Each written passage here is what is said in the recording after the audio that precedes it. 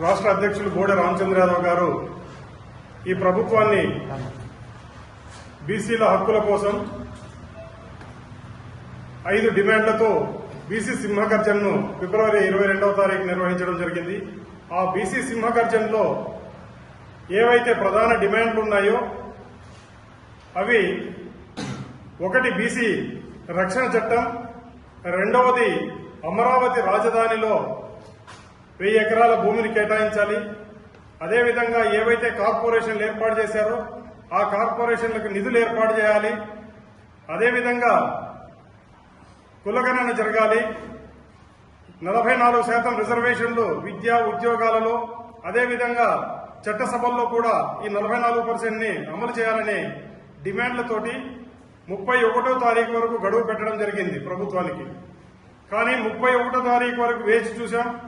ఇప్పటిదాకా కనీసం ఏదైతే డిమాండ్ ఉన్నాయో ఆ డిమాండ్ల గురించి ఎక్కడ కూడా ప్రభుత్వం స్పందించకుండా ఉంది.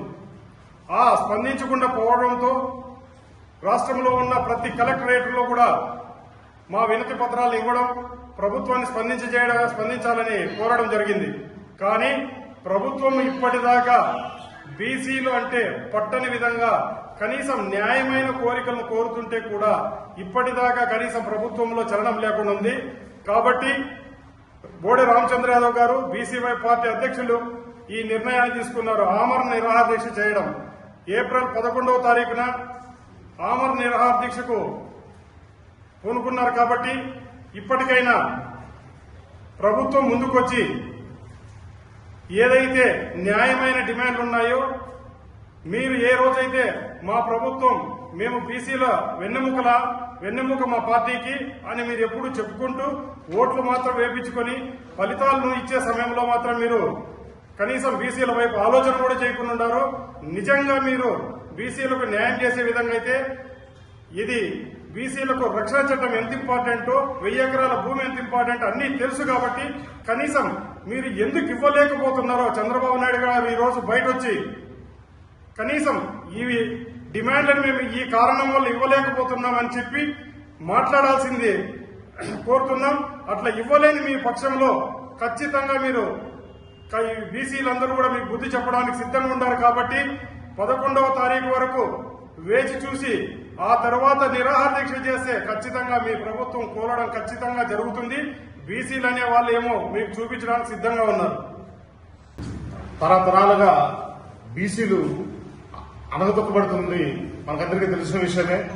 వీటిపైన ప్రధానంగా 5 డిమాండ్లతో ఫిబ్రవరి 22వ తేదీన భారత చైతన్య యోజన పార్టీ జాతీయ అధ్యక్షులైనటువంటి రామచంద్ర యాదవ్ గారు ఈ ప్రస్తావన తీసుకురావడం జరిగింది.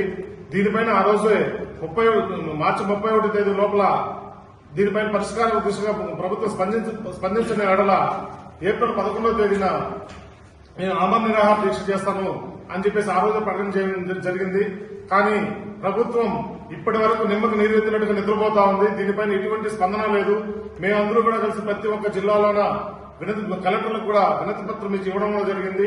అయినా స్పందించట్లేదు.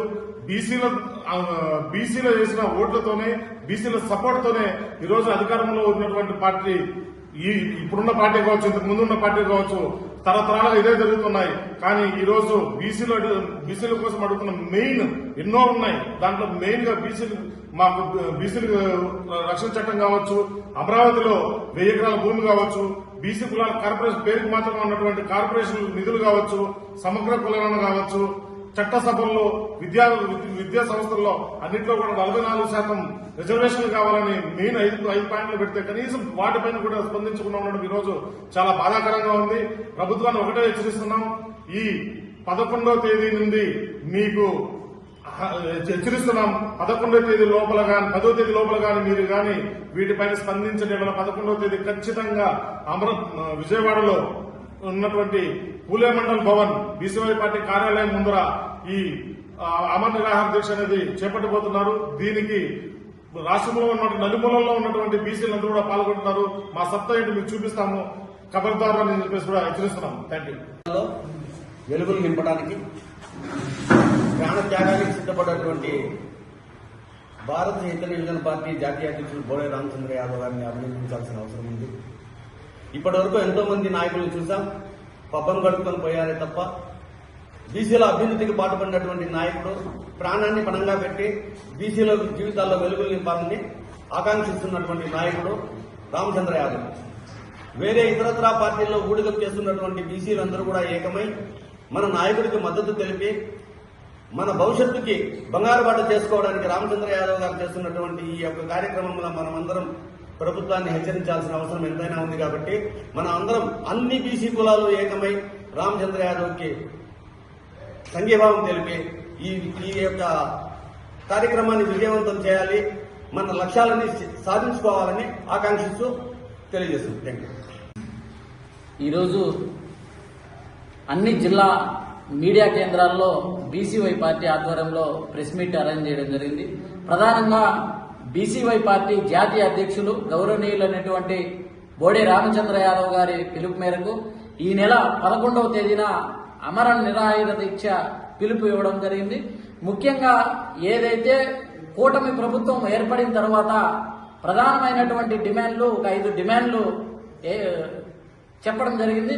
ఆ 5 డిమాండ్లలో అన్ని కూడా బీసీలకు సంబంధించినటువంటి న్యాయబద్ధమైన రాజ్యాంగబద్ధమైన ఇవ్వాల్సినటువంటి చట్ట పరిధిలో ఉన్నటువంటివే. కాబట్టి ఖచ్చితంగా ఆ డిమాండ్లు సాధించాలని చెప్పి కూడా మేము ఈ సందర్భంగా ప్రభుత్వానికి డిమాండ్ చేస్తా ఉన్నాం. లేని పక్షంలో ఓటింగ్ రూపంలోకి వెళ్లే ముందు ఓటింగ్ వచ్చేటటువంటి సందర్భంలో ఖచ్చితంగా కూటమి ప్రభుత్వానికి ఓటమి ఎదురు కావాల్సినటువంటి పరిస్థితి వస్తుంది. ఇది కాకుండా ఉండాలంటే ఖచ్చితంగా ప్రధానంగా ఏవైతే 5 డిమాండ్లు ఉన్నాయో ఆ 5 డిమాండ్లు కూడా ప్రభుత్వం నెరవేర్చాలని చెప్పి ఈ సందర్భంగా తెలియజేస్తా ఉన్నాం.